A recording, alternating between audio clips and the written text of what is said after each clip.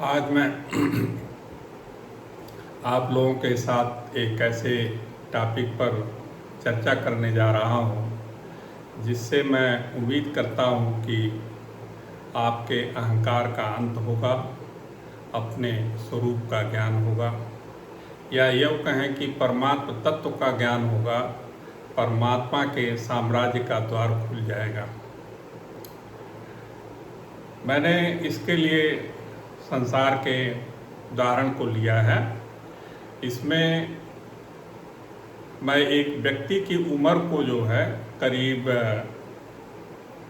100 साल मान रहा हूँ, और पूरे संसार की जो पॉपुलेशन है, जो इस समय 8.3 बिलियन है, उसकी उम्र को मैं औसत उम्र 50 साल मान रहा हूँ, क्योंकि उसमें बूढ़े, नौजवान, बच्चे हैं।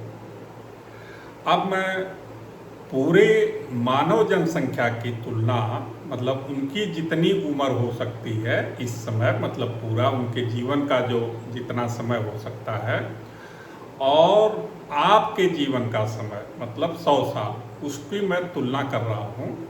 और उसकी तुलना करने में जो आपका जो जीवन है उसकी तुलना में 0.0000002496 आ रहा है।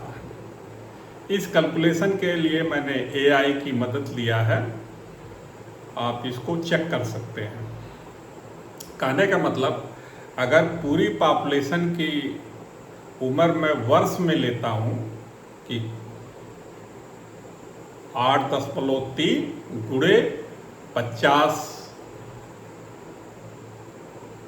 बिलियन ईयर्स में हो गया, तो आपकी जो एज है वो है करीब कितना हो गया, आपकी एज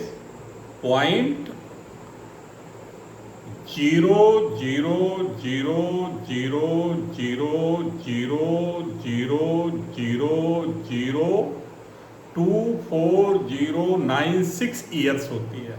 अब आप ये सोचिए कि यह तो आपका जो आपके पास समय मिला है इस मानवता में, इसको अगर देखें तो यह आकाश में जितनी देर में बिजली चमकती है उतना क्या, जितनी देर में पलक झपकती है, मतलब आप सोच भी नहीं सकते उतना छोटी जिंदगी है। अगर आदमी की पूरी जनसंख्या को आप अपनी उम्र, उनकी जनसंख्या के उम्र का आप अपनी उम्र को कंपेयर करें तो मतलब सोच भी नहीं सकते कि आपका जीवन कितना छोटा है, आपके पास समय कितना कम है।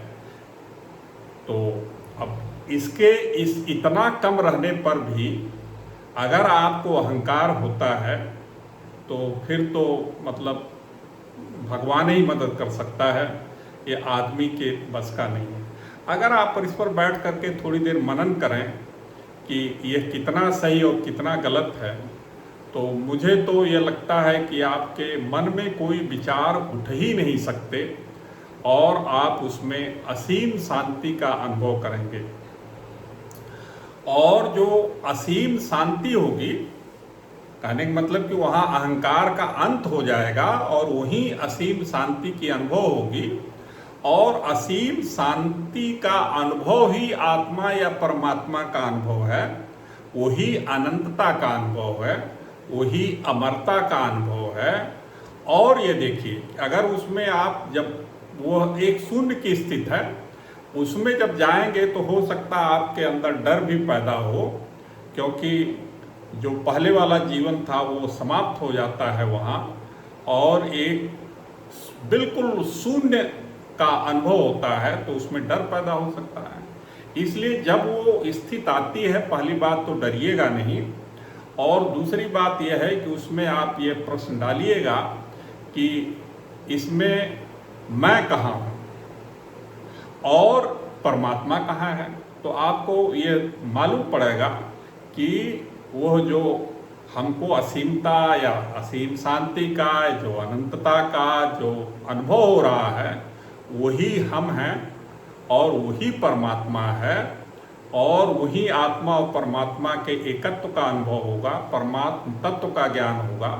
और चूंकि उस स्थिति में कोई परिवर्तन नहीं होता है, और जिस चीज़ में कोई परिवर्तन नहीं होता है और वही हमारा जीवन है, तो क्या होगा, हम मृत्यु से भी परे हो जाएंगे, हमको मृत्यु भी नहीं हो सकती है।